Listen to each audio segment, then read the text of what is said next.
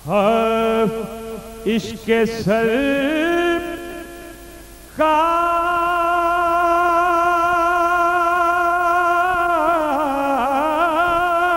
का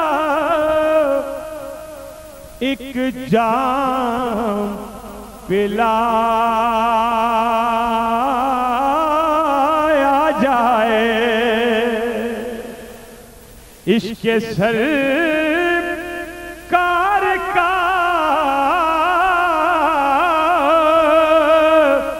एक जाम पिलाया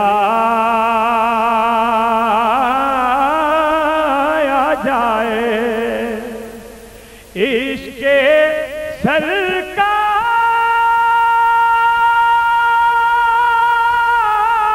का एक जाम पिलाया जाए और फिर मुझे हश्र के मैदान में लाया जाए। फिर मुझे हश्र के मैदान में लाया जाए।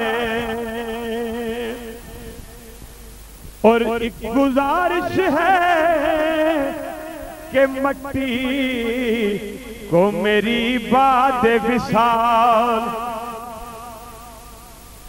एक गुजारिश है कि मट्टी को मेरी बात विसाल।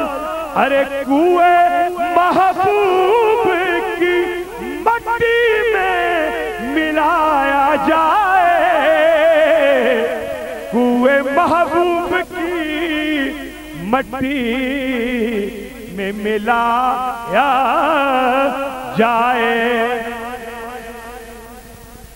कुए महबूब की मट्टी में मिलाया जाए। पढ़ लो सल्लल्लाहु अलैहि